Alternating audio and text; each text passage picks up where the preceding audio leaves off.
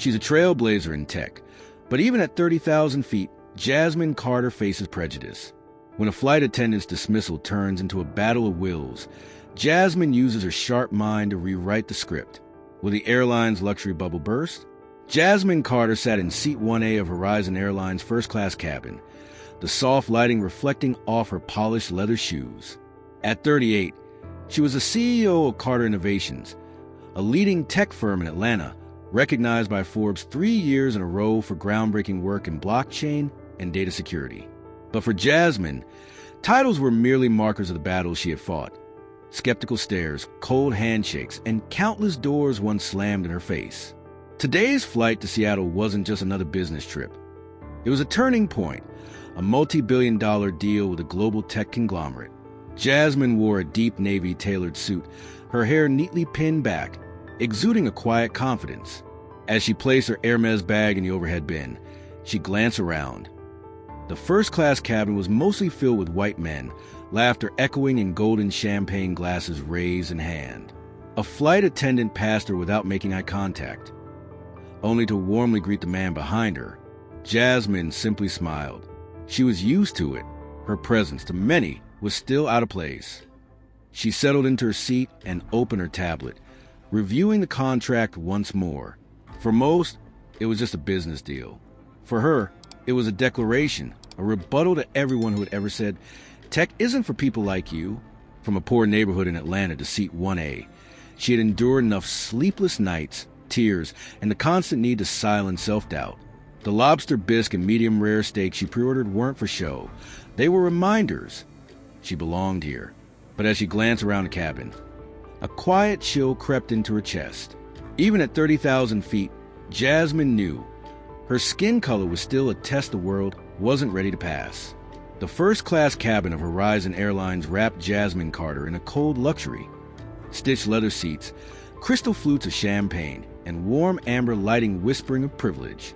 But to Jasmine, the 38-year-old CEO of Carter Innovations, this wasn't a place to be pampered. It was the arena where she proved she had already won.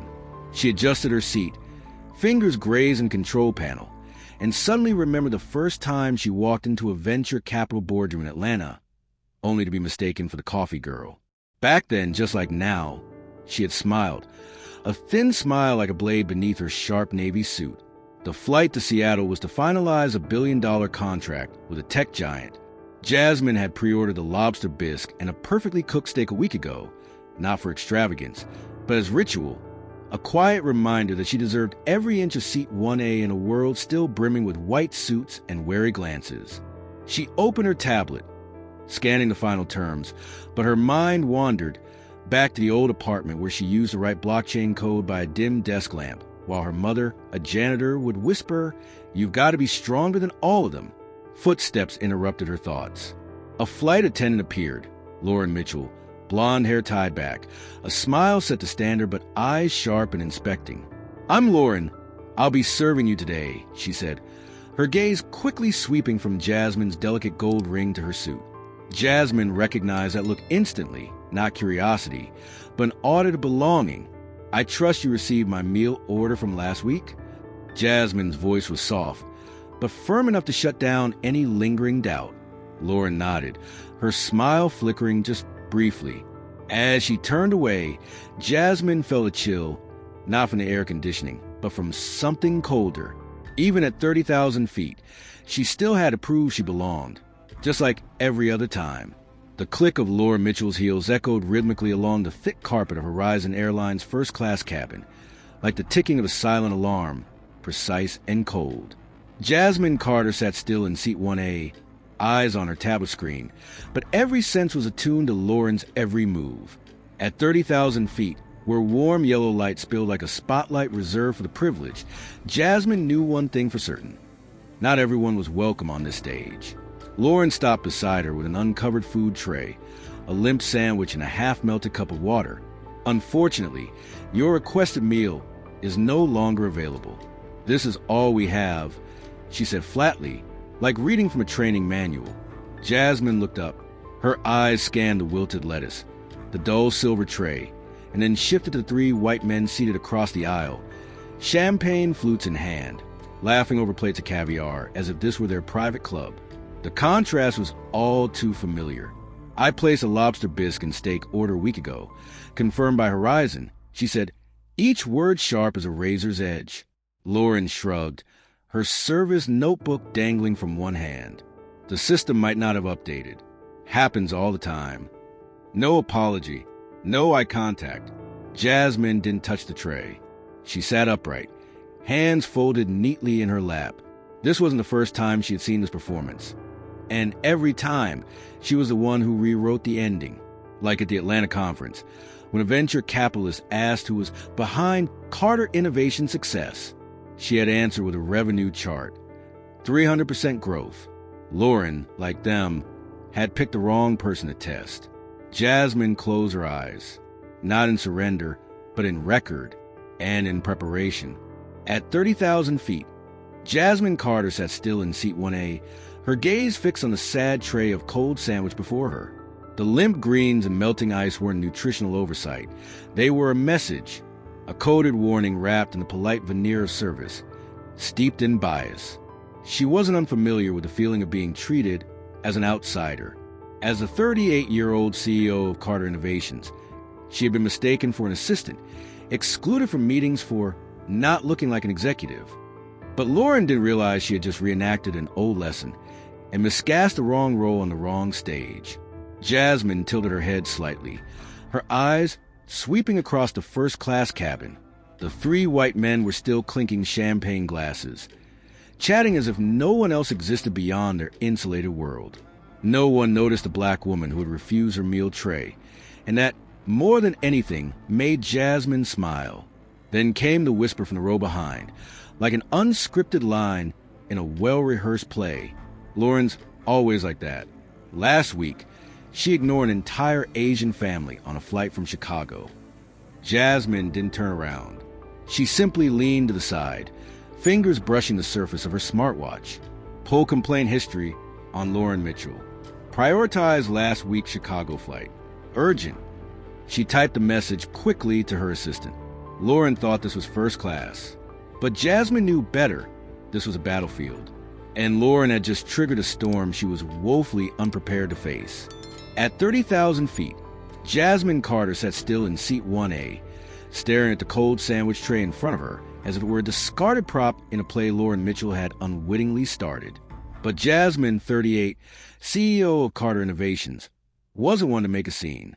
She was the kind who places her queen 3 moves in advance. The whisper from seat 2B, Lauren ignored an entire Asian family on the flight from Chicago, was the opening move. Jasmine's smile barely curved. Lauren had just checkmated herself. She opened her smartwatch, logged into Carter Innovations' internal security interface, and pulled the employee data from the reservation system.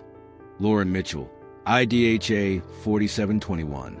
2 prior internal complaints for preferential treatment. Too easy, Jasmine thought. A message fired off instantly to Nia Thompson, her assistant in Atlanta. Activate background sweep. Flight HA 391. Employee HA 4721. Confirm within 10 minutes. While waiting, Jasmine surveyed the cabin like a director overseeing a scene. The men a few rows back kept laughing, unaware that the woman they assumed was a passive audience member was now rewriting the script. Her watch buzzed. A message from Nia. Complaint confirmed. Chicago incident. Lauren showed clear discriminatory behavior. Preliminary report in 5. Jasmine's smile sharpened. Lauren was still striding up and down the aisle, still imagining herself the center of gravity. But Jasmine knew. From seat 1A, she wasn't supporting character. She was a director, the screenwriter, and the one about to cue the spotlight for a final act no one expected. At 30,000 feet, first class on Horizon Airlines was bathed in golden light. But for Jasmine Carter, this wasn't just a cabin. It was a living circuit board, every detail a data point waiting to be decoded. Her smartwatch buzzed again. A message from Nia Thompson, her 27-year-old assistant back in Atlanta. Full report complete. Lauren Mitchell, pattern of racially biased conduct confirmed. Sending details now. Jasmine Carter, 38, CEO of Carter Innovations, allowed herself a faint smile. If Lauren thought she was a star of performance, then Jasmine was a director, and Carter Innovations was a control room. On her smartwatch screen, Jasmine opened the attachment. It was a report pulled from the behavioral analytics tool she herself had helped develop, a system designed to uncover bias hidden in seemingly neutral data. The profile appeared: Lauren Mitchell, 34, lead flight attendant. 14 complaints in 24 months, all involving non-white passengers. Not a single warning. Not a single investigation. The system had stayed silent, and that silence was itself a crime. But Jasmine's technology went even further. Based on cabin cameras and feedback data, the software revealed a pattern. Lauren spent an average of 45 seconds serving white passengers, but only 12 seconds on others. She didn't discriminate randomly. She followed a behavioral pattern, like a faulty algorithm allowed to persist because no one dared to correct it. Jasmine sent another message: expand analysis. Scan entire HA 391 crew. Send report to Horizon executive leadership before landing. Back in Atlanta, Nia was probably typing like a genius hacker. Data became ammunition. Truth became evidence. Meanwhile, Lauren was still smiling, still floating through the aisle like an influencer inside an Instagram filter. Jasmine turned the window. The night sky stretched endlessly, but inside her, the clarity was absolute. She wasn't just confronting an individual. She was facing down a system, and this time, she held the tools to reset it. At 30,000 feet, Horizon Airlines' first-class cabin still glowed with soft golden light, but the air had tightened like a drawn wire. Jasmine Carter, 38, CEO of Carter Innovations, received a new message from Nia Thompson in Atlanta. Report submitted to Horizon leadership. Internal investigation triggered. Legal team standing by in Seattle. Jasmine didn't need to speak. She leaned back in seat 1A and let the system take it from here. Then suddenly, the cabin intercom came on. Ladies and gentlemen, per request from Horizon Airlines headquarters, the entire flight crew of HA 391 is to report immediately upon landing. A ripple of murmurs swept through first class. Lauren Mitchell looked up, frozen. Her hand halted mid-pour, and the polite smile on her face peeled away like a broken mask. Jasmine tilted her head slightly, lips curling into a quiet smile.